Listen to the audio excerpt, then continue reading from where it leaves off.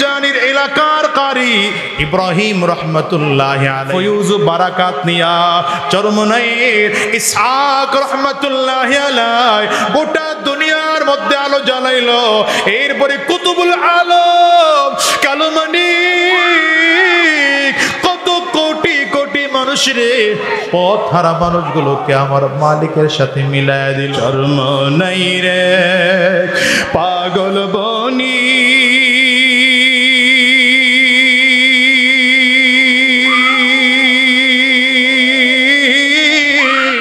ও জানিতে কি পাইল, কি ধনে ইয়া ধনী মহাজনী করিল, সঞ্চর মনার পোষ্ট জানি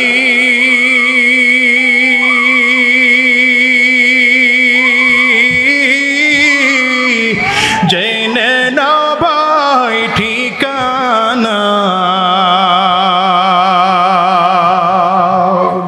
থানা তাহার গঙ্গোহিতে জেলা সোনার মদিনা, থানা তাহার গঙ্গোহিতে জেলা সোনার মদিনা। সব এক দলের পাগল হয় না বাবা, একদল টাকার পাগল, একদল ক্ষমতার পাগল, একদল সম্মানের পাগল, একদল ইজ্জতের পাগল। আল্লাহর এই জমিনে আরেকদল বান্দা আছি, এরা দুনিয়ার কারো পাগল না, চিল্লা বলো কার পাগল, আঙ্গুলটা উঁচা করে চিল্লা জোরে বলো না কার পাগল। এরা আমার মালিক, আমার মালিকের পাগল। এরা যখন আমার মালিকের পাগল হয়ে যায়, এরা বাড়ির প্রয়োজন নাই, গাড়ির প্রয়োজন নাই, টাকার প্রয়োজন নাই, ক্ষমতার প্রয়োজন নাই, ইজ্জত সম্মানের প্রয়োজন নাই, এরা দুনিয়ার ক্ষমতাও থাকা লাগে না। মরণ হয়ে গেলে কবরে যাওয়ার পর রব্বে কারিম তার এমন সম্মানিত করেন, মনে হয় যেন গোটা দুনিয়ার মুকুটবিহীন সম্রাট। তাইলে বলো পাগল হব কার? আঙ্গুলটা উঁচা করে চিল্লা গলা ফাটাইয়া জোরে বলো পাগল হব কার? আরো জোরে বলো পাগল হব কার? এই উদানের দরবারের মেহনত কেন? চরমনের আল্লাহ ওয়ালাদের এত মেহনত কেন? দিন নাই রাত নাই মানুষগুলোকে আল্লাহর সাথে জোড়াইয়া দেওয়ার মেহনত চলে। সারাটা দিন সারা রাত এই মানুষগুলো কষ্ট করে করে বেড়ায়। এর কারণটা কোথায়? কারণ হলো দুনিয়ার মানুষগুলো যখন আমার মালিকের সাথে সম্পর্ক তৈরি হয়ে যায়, ওই রিক্সাওয়ালা সেও যেন আমার মালিকের সাথে সম্পর্ক করতে পারে, ভ্যান গাড়িওয়ালা তার সম্পর্কটাও যেন মালিকের সাথে হয়ে যায়, ঠেলা গাড়িওয়ালা তার সম্পর্ক যেন মালিকের সাথে হয়ে যায়, কাঠুরিয়া তার সম্পর্ক যেন মালিকের সাথে হয়ে যায়, মেম্বার সাহেবের সম্পর্ক যেন মালিকের সাথে হয়ে যায়, চেয়ারম্যান সাহেবের সম্পর্কটা যেন মালিকের সাথে হয়ে যায়, এমপি সাহেবের সম্পর্কটাও যেন মালিকের সাথে হয়ে যায়, মন্ত্রী প্রধানমন্ত্রীর সম্পর্কটাও যেন মালিকের সাথে হয়ে যায়। মানুষগণ যেন আল্লাহ ওয়ালা হয়, আমার মালিকের লইয়া যেন জমিন থেকে বিদায় হয়। ঠিক না বে ঠিক? জোরে বলে। কারণ আল্লাহকে নিয়ে জমিন থেকে বিদায় হইতে পারলে লস না লাভ। জোরে চিল্লা বলেন লস না লাভ। নবীর সাহাবী এক একজন দুনিয়ার তেমন সম্পদওয়ালা ছিল না, টাকাওয়ালা ছিল না। হযরত আবু বকর সিদ্দিক রাদিয়াল্লাহু আনহু চালার চট পড়ে পড়ে ঘুরে। বলেন পরনে কি? আর জোরে বলেন পরনে কি? কিন্তু পয়গম্বর আরবি বলেন ইন্নী লা আরাফু রাজুলাম বিইসমিহি ওয়া বিইসমি আবিহি ওয়া উম্মিহি লা ইয়াতি বাবাম মিন আবওয়াবিল জান্নাহ ফায়ুকালু লাহু মারহাবান মারহাবা। পয়গম্বর আরবি বলেন আমি এমন একজন লোকের নাম জানি, তার বাবার নামটাও জানি, তার মায়ের নামটাও জানি, তার বংশ পরিচয় ভালো করে জানি। এই লোকটা যখন কিয়ামতের ময়দানে জান্নাতের গেট দিয়ে ঢুকতে থাকবে, জান্নাতি ফেরেশতারা লোকটাকে আমন্ত্রণ আর নিমন্ত্রণ জানানোর জন্য জান্নাতি লাল গালিচা বিছিয়ে দুই দিক দিয়ে কাতার করে দাঁড়িয়ে যাবে। লোকটা যখন জান্নাতের গেট দিয়ে ঢুকতে থাকবে, ফেরেশতারা মারহাবা মারহাবা বলে নিমন্ত্রণ জানাবে। সব সাহাবীরা গ্রহে বসে আছে, কে এমন দামি মানুষ, আমরা একটু লোকটার নামটা জানতে চাই। পয়গম্বর আরবি তো নাম বলেন না, কে এমন দামি মানুষ নাম বলেন না। মুরব্বি সাহাবী সালমান ফারিসি রাদিয়াল্লাহু আনহু দাঁড়ালেন, ডেকে বলেন পয়গম্বর এমন দামি মানুষটাকে আমরা একটু নাম জানতে চাই। নবী আমার ডেকে বললেন নাম জানতে চাও, তাইলে জেনে নাও লোকটার কেউ নয়, লোকটা আমার সাহাবী আবু বকর। দুনিয়ায় টাকা নাই, পয়সা নাই, ক্ষমতা নেই, ইজ্জত নেই, দাম নেই, তো কাপড় পরে ঘোরে, তাও তো সালাড চটের কাপড়, কিন্তু রবের কাছে দাম আছে। এই জোরে বলো, জোরে বলো, আছে। আবু বকর সিদ্দিক তো কুরাইশ বংশের মানুষ, কিন্তু হযরত বিলাল তো হাবশা থেকে এসেছেন, নিজে গোলাম, বাবা গোলাম, দাদা গোলাম, আরে গোলামের বাচ্চা গোলাম, টাকা পয়সার দিক থেকে নিঃস্ব, ক্ষমতার দিক থেকেও নিঃস্ব, কিন্তু বলেন তো রবের কাছে সম্মান আছে? হ্যাঁ, জোরে জোরে জোরে জোরে, আছে আছে আছে আছে। কেমন সম্মান, কেমন সম্মান। নবী বলেন হযরত বিলালকে ডেকে বলেন, বিলাল রে, মেরাজ থেকে ফিরে এসে হযরত বিলাল রে ডাক দেয়, কি আমল করো তুমি? হযরত বিলাল কয়, হুজুর কি আমল আর করব, তবে ছোট্ট একটা আমল আমি আপনার শিখিয়ে দেওয়া আমল করি হুজুর। যখনই ওযু করি 2 রাকাত নামাজ আদায় করি, তাহিয়াতুল ওযু। বলে বিলাল, আমি যখন জান্নাতে জিবরিল আমার হাত ধরে ধরে জান্নাত দেখাচ্ছিলেন, আমার আগে কেউ হাঁটতেছে এমন খরমের আওয়াজ পাচ্ছিলাম, চিল্লায় আল্লাহু আকবার জবান খুলে বলে। ওই নবী ডাক দেয়, বিলাল কিয়ামতের ময়দানে আমি নবী রাহমাতুল লিল আলামিনকে ডাকা হবে জান্নাতের গেট খুলে দেওয়ার জন্য, কারণ আমি নবীর হাতে জান্নাতের গেটের চাবি থাকবে। পয়গম্বর বলেন আমি আমার হাতের চাবিটা দিয়ে জান্নাতের গেটটা খুলে দেব, আমার আগে কোন নবীরা জান্নাতে ঢোকার পারমিশন পাবে না, সবার আগে আমি নবী মুহাম্মদুর রাসূলুল্লাহ, জোরে বলেন সাল্লাল্লাহু আলাইহি ওয়াসাল্লাম, সবার আগে আমি নবী জান্নাতের মধ্যে ঢুকব, আমার পরে অন্যান্য নবীরা জান্নাতে যাবে। নবীদের জান্নাতে যাওয়ার সিরিয়াল শেষ হয়ে গেলে আমার উম্মতেরা জান্নাতে যাবে। আবু বকর সবার আগে যাবে, ওমর ফারুক দ্বিতীয় নম্বরে যাবে, উসমান বিন আফফান তৃতীয়বারে যাবে, এরপরে অন্যান্য উম্মতরা যাবে। কিন্তু নবী আমার ডেকে বলেন, বিলাল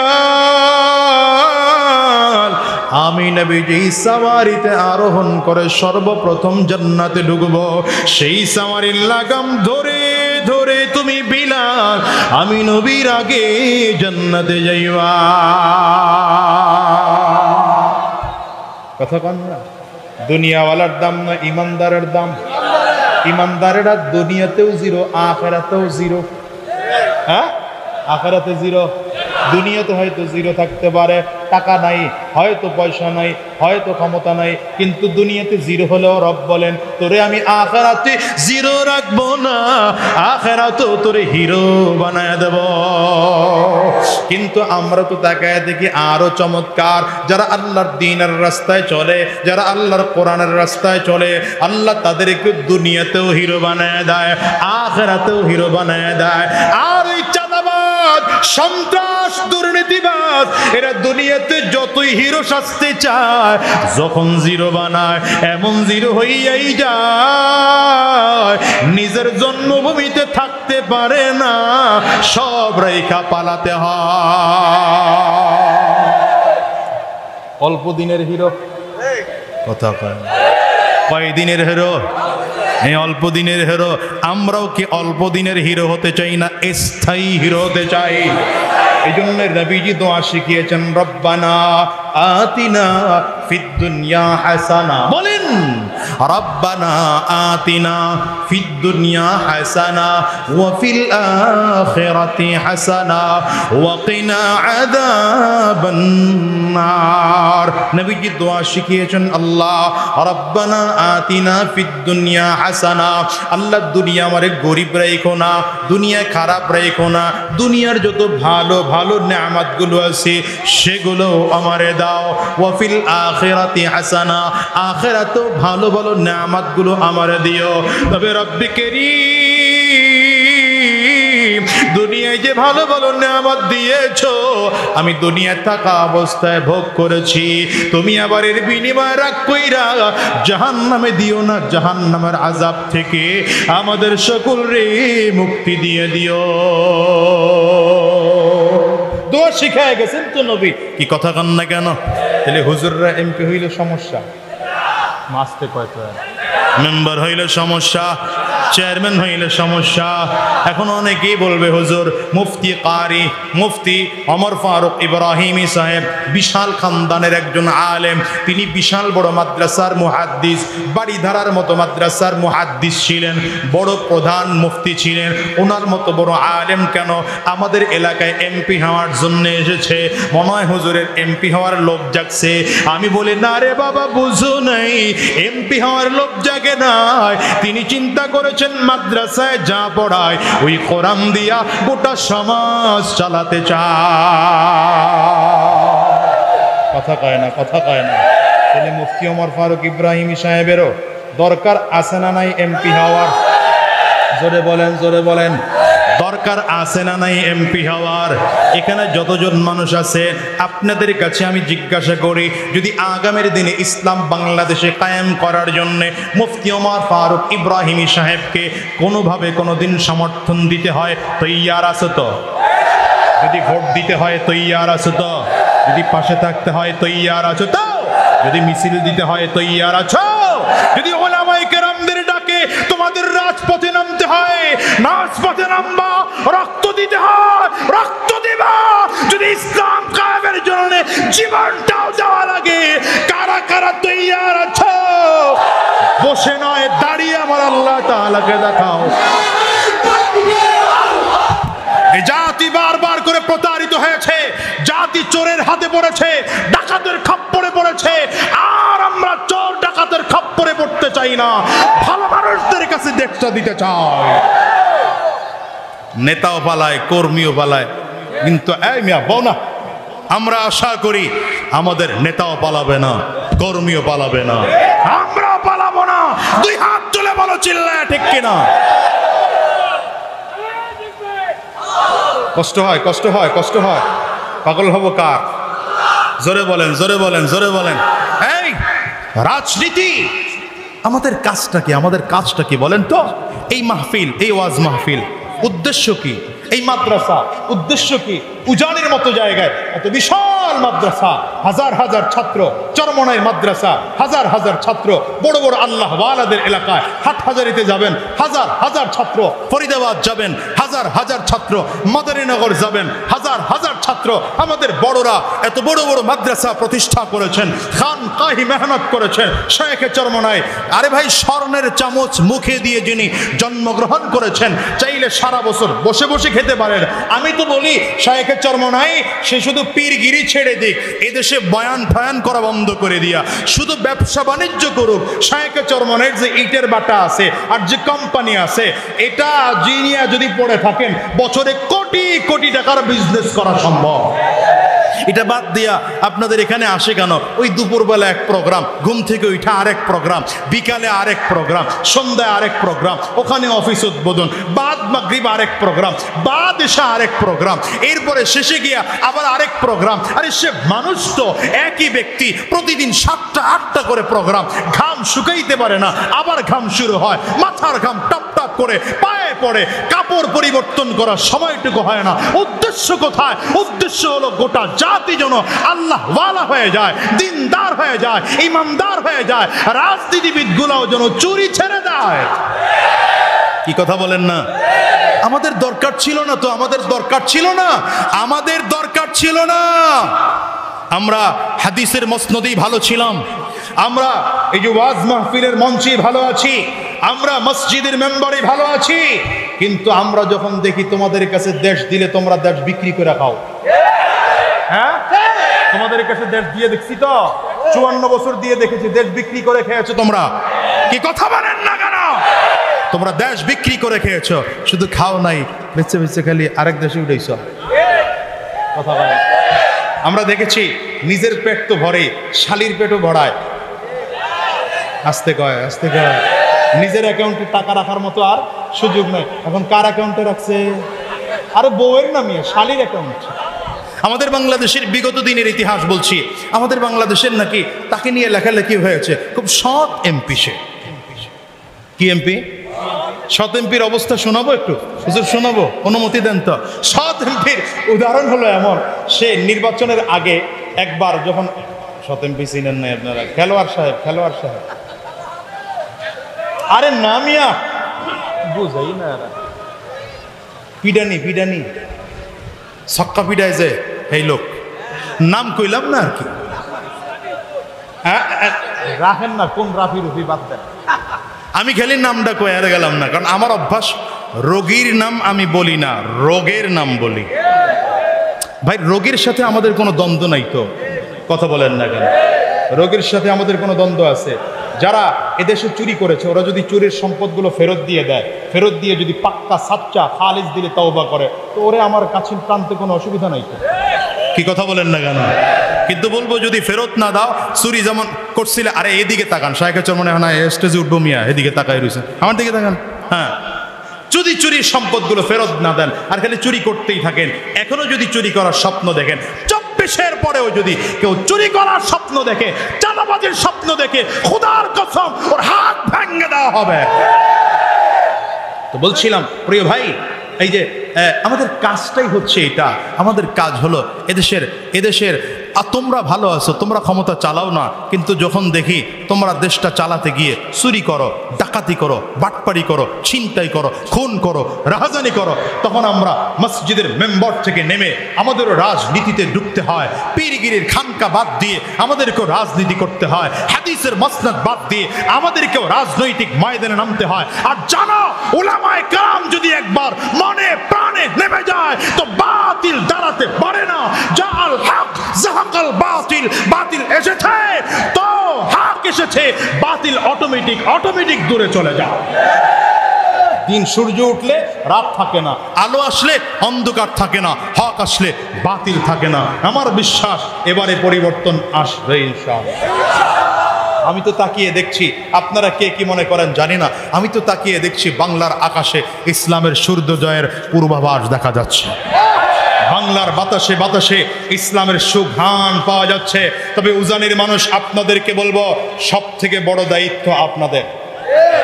চরমনাইওয়ালাদের গোড়া আপনাদের এটা, চরমনাইওয়ালাদের গোড়া আপনাদের এটা। চরমনাই যদি সন্তান হয় এটা বাবা, চরমনাই যদি বাবা হয় এটা দাদা। আরে আসতে বলো তো, এরা জোরে বলেন। চরমনাই যদি হাত হয় উজানি মাথা, চরমনাই যদি কান হয় উজানি মাথা, চরমনাই যদি জবান হয় উজানি চোখ। ঠিক কিনা বলো? আপনাদের দায়িত্ব অনেক বেশি, আপনাদের দায়িত্ব অনেক বেশি।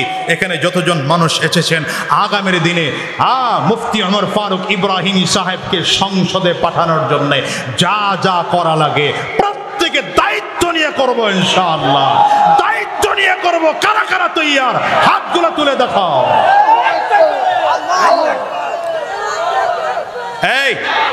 এই আল্লাহর বান্দার চুরি করা লাগবে না, চুরি করা লাগবে না। আর আল্লাহ শুকর, হুজুররা ক্ষমতায় গেলে চুরি করবে না, না করেও না কোন মিয়া। হ্যাঁ, পছন্দ হয় না তো করবে না কোন, কেন করে না কোন? বাস্তব দেখায় যাইতেছি, বাস্তব দেখায় যাইতেছি। আমি চেয়ারম্যান হওয়ার আগে ভালো দামি গাড়িতে চলতাম, হওয়ার পরে দামি গাড়িতে চলার সুযোগ নেই। যেটা ভাড়া লইয়া চলতেছে, যেটা আইসিটা ভাড়া লইয়া চলতেছে। তো কারণটা কোথায়? হেরা তো গম চুরি করতে পারে, চাউল চুরি করতে পারে, ত্রাণ চুরি করতে পারে, আমি তো ভাই পারি না। কেন পারি না? 1 নম্বর পারি না, এটা 1 নম্বর কারণ। 1 নম্বর কারণ কেন পারি না বলেন? আল্লাহর ভয়ে পারি না। 2 নম্বর কারণ আমার নবীর মুহাব্বতের কারণে পারি না। 3 নম্বর কারণ আমার বাবা আত্মীয় স্বজনের ভয়ে পারি না। 4 নম্বর কারণ পীর সাহেব চরমনার ভয়ে পারি না। ওনার পিছনে নাই, ওনার পিছনে নাই। আজকে আপনি বানায় দিলেন, আল্লাহ না করুক শয়তান যদি তারে একবার ধোকা দেয়, 4টা জায়গা থেকে উল্টা ধাক্কা আসবে। এই ইব্রাহিমী, তুই কার ইব্রাহিম? আরে ভাই কথা না বলে পারা যায় না মিয়া।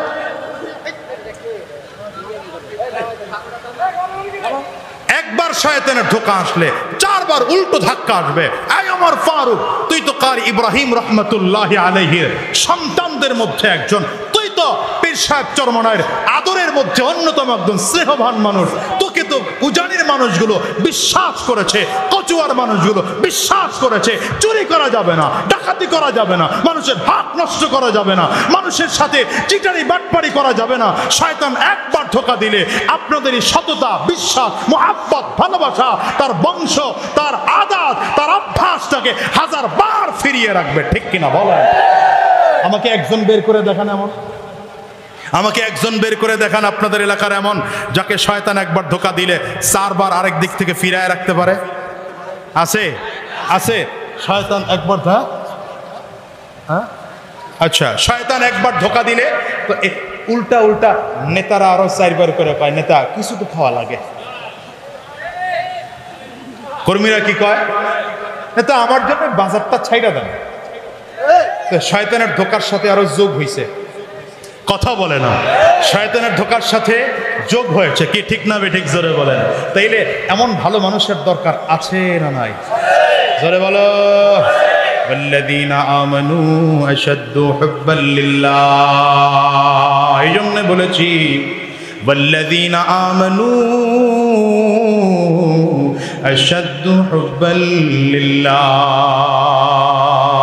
রাব্বি কারীম বলেন, গোলাম আমি আল্লাহর ইমানদারেরা সব থেকে বেশি ভালোবাসে। এরা টাকা ভালোবাসে না, ক্ষমতা ভালোবাসে না, সম্মান ভালোবাসে না, ইজ্জত দৌলত ভালোবাসে না। এরা সব থেকে বেশি ভালোবাসে আমার মালিক রে। চিল্লায় জোরে বলেন কারে? আমরা ভালোবাসবো কাকে? আরো জোরে বলো কাকে? আঙ্গুল উঁচা করে চিল্লায় জোরে বলো। আমাদের ভালোবাসার একমাত্র কে আছে? আঙ্গুল উঁচা এখনো সবার হয় না। বলেন তো আমরাও ভালোবাসবো কাকে?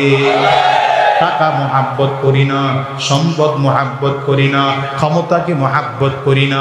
বলো তো মোহাব্বত করবো কারে? আরো জোরে বলো না কারে?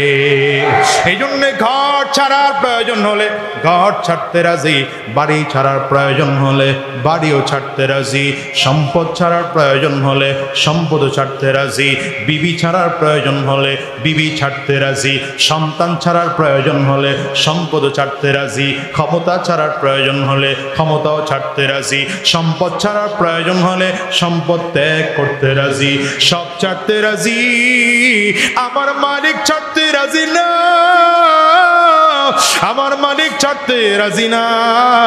এই জন্য হযরত উসমান বিন আফফান রাদিয়াল্লাহু আনহু সব আল্লাহর রাস্তায় দান করে দেয়, মালিক ছাড়ে না। এ বাজান রে, এই জন্য বলে যাই শোনো, আজকে তোমাদের এই উজানির এলাকার কারি ইব্রাহিম রহমতুল্লাহ আলাইহির বরকতের কারণে এই জাতির দুর্গোটা দুনিয়ার লক্ষ কোটি কোটি কোটি মানুষগুলো দিনদার ইমানদার হয়ে গেল। এইখান থেকে ফয়ুজ বারাকাত নিয়া চরমনাইয়ের ইসহাক রহমতুল্লাহ আলাই গোটা দুনিয়ার মধ্যে আলো জ্বালাইলো। এরপরে কুতুবুল আলম কালমানি কত কোটি কোটি মানুষের পথ হারা মানুষগুলোকে আমার মালিকের সাথে মিলায় দিল, পথ ভোলা মানুষগুলোরে আমার মালিকের সাথে মিলায় দিল। বাজান উদাহরণ দেখতে চাও তাইলে তোমাদেরকে আমি উদাহরণ হাজারটা দিতে পারবো। এদেশের সরকারি কর্মচারীরা সরকারি সম্পদ চুরি করা বন্ধ করে দিয়েছে ওই কালো মালিকের বক্তব্য সই না, ঠিক না বেঠিক? জোরে বল। এত দিলওয়ালা কথা, এত আমলওয়ালা কথা আল্লাহর বান্দার কথা শুনে মানুষগুলো ভালো হয়ে যায়, দিনদার হয়ে যায়, ইমানদার হয়ে যায়, কোরআনওয়ালা হয়ে যায়। আমিও তোমাদেরকে বলবো সাবধান, উজানির মালিক রে বলিও না, মালিক রে বলিও না, সম্পদের পেছনে দৌড়াইও না, ক্ষমতার পেছনে দৌড়াইও না, টাকার পেছনে দৌড়াইও না। যদি পাগল হইতে হয় আমরা পাগল হব কার? আবার জোরে বলো, আরো জোরে চিল্লা মালিক রে ডাক দাও আল্লাহ। ও দুনিয়ার মুসলমানেরা, আমি তো এই জন্যই বলেছিলাম বাড়ির পেছনে দৌড়াইলো রেজাল্ট জিরো, ক্ষমতার পেছনে দৌড়াইলো রেজাল্ট জিরো, মালিকের পেছনে দৌড়াও তো রেজাল্ট হিরো হয়ে যাবে। এই জন্যই তো সাহাবায়ে কারাম দুনিয়াতে থাকা অবস্থায় আবু বকর সিদ্দিক রাদিয়াল্লাহু আনহু দুনিয়াতে জীর্ণ শীর্ণ জীবন যাপন করেছেন, কিন্তু ইন্তেকালের আগে আগে আমার নবীর জবানে জান্নাতের সার্টিফিকেট পেয়েছে। আমার ফারুক রাদিয়াল্লাহু আনহু ফাটা চিরা কাপড় পরেছেন, কিন্তু ইন্তেকালের আগেই আমার নবীর জবানে জান্নাতের সার্টিফিকেট পেয়েছেন। হযরত উসমান বিন আফফান দুনিয়াতে থাকা অবস্থায় জান্নাতের সার্টিফিকেট পেয়েছেন। হযরত আলী রাদিয়াল্লাহু আনহু দুনিয়াতে থাকা অবস্থায় জান্নাতের সার্টিফিকেট পেয়েছে। এমন করে করে 10 জন সাহাবী জান্নাতের সার্টিফিকেট পেয়েছে। শুধু তাই নয়, আমার নবীর যতজন সাহাবী আছেন, কাকে সাহাবী বলে জানো নাকি? যারা ঈমানি হালাতে আমার নবীকে দেখেছে, ঈমানি হালাতে জমিন থেকে বিদায় হয়েছেন, এরা সব আমার নবীর সাহাবী। এরা আমার নবীর সাহাবী হওয়ার কারণে জান্নাতের মেহমান হয়ে জমিন থেকে বিদায়। আর এই দুনিয়াতে এখন হয়তো সাহাবী পাওয়া যাবে না, কারণ নবী নাই, এই জন্য সাহাবী হওয়ার সুযোগ নাই। আবার সাহাবী নাই, এই জন্য তাবিঈন হওয়ার সুযোগ নাই। তাবিঈন নাই তো তবে তাবিঈন হওয়ার সুযোগ নাই। আখিরে তবে তাবিঈন নাই, এই জন্য আইম্মা মুজতাহিদিন হওয়ার সুযোগ নাই। উলামায়ে মুতাকাদ্দিমিন হওয়ার সুযোগ নাই। উলামায়ে মুতাআখিরিন হওয়ার সুযোগ নাই। কিন্তু এই যুগে আল্লাহ ওয়ালা আছে না নাই? জোরে বলো। আল্লামা আশিক ইলাহির মতো মানুষ এখনো আছে না নাই? পীর সাহেব চরমনাইয়ের মতো মানুষ এখনো আছে না নাই? শায়েখে চরমনাইয়ের মতো মানুষ এখনো আছে না নাই? যাদের 1 ঘন্টা আধা ঘন্টার বয়ানের পরে চোখ ভিজে ভিজে পানিগুলো বের হয়, গাল বেয়ে বেয়ে পানিগুলো বের হয়, দিলের মধ্যে যেন ধাক্কা মারে। কি করলাম জীবনে, সামনের জীবনে কি করব? এই অনুশোচনা যদি তোমার মধ্যে তৈরি হয়, অনুরোধ করে যাব বাজান, গুনাহ ছেড়ে দাও, শয়তানি রাস্তা ছেড়ে দাও, হারাম রাস্তা ছেড়ে দাও। যেই যেই কাজ করলে আমার মালিক বেজার হয়, আমার নবী বেজার হয়, ওয়াদা করে বের হও এমন কাজ করব না। যেই কাজ করলে আমার মালিক খুশি, আজ থেকে সেই কাজ করব। হারাম রাস্তায় কদম বাড়াবো না, শয়তানি রাস্তায় কদম বাড়াবো না, গুনাহের পথে চলবো না, বেঈমানি পথে চলবো না। কারা কারা ওয়াদা করতে তৈয়ার? 2টা হাত উঁচা করে আমার আল্লাহরে দেখা, চিৎকার করে জোরে ডাক দাও আল্লাহ। আরো জোরে চিল্লায় জবান করে বলো না আল্লাহ। আয় আল্লাহ সবাই মিলে দুই হাত তুলে ওয়াদা করলাম হারাম রাস্তায় চলবো না, শয়তানি রাস্তায় চলবো না, গুনাহের পথে কদম বাড়াবো না, দ্বীনের পথে চলবো, ইসলামের পথে চলবো। আল্লাহ তুমি কবুল করে নাও। জবান খুলে বলো আমিন, আওয়াজ দিয়ে চিল্লায় জোরে বলো আল্লাহুম্মা আমিন। আমার ভাইয়েরা, সময় আর লম্বা নিতে চাচ্ছি না। আমার অত্যন্ত শ্রদ্ধার মানুষ, আমি হজরতকে খুব মহাব্বত করি, কচুয়া মাদ্রাসার সম্মানিত মুহতামিম সাহেব হুজুর হজরতুল আল্লামা মুফতি আবু হানিফ সাহেব হুজুর দামাত বারাকাতুহুমুল আলিয়া হজরত এসে বসে আছেন, আলোচনা করবেন। আর ইতিমধ্যেই আমাদের মাঝে আজকের মাহফিলের প্রধান অতিথি শায়েখে চরমনায়ু চলে এসেছেন। আওয়াজ করে আলহামদুলিল্লাহ বলেন। যেহেতু হজরত এশার নামাজের পরপরই আলোচনা করবেন, এজন্য আর সময় লম্বা করব না। হজরত এখন কথা বলবেন, এরপরে ইনশাআল্লাহ এশার আজান নামাজ হবে না, এরপরে শায়েখে চরমনাই বয়ান করবেন। আমি যতটুকু কথা বলেছি ভুল ত্রুটি হলে আপনাদের কাছে মাফ চাই, আল্লাহ পাকের কাছেও মাফ চাই। আর যদি কেউ কষ্ট পেয়ে থাকেন আল্লাহর বাস্তে ক্ষমা করে দিবেন। সহি কথাগুলোর উপরে আমাদের প্রত্যেককে আমল করার তৌফিক দান করুন। ওয়া মা তৌফিকি ইল্লা বিল্লাহ।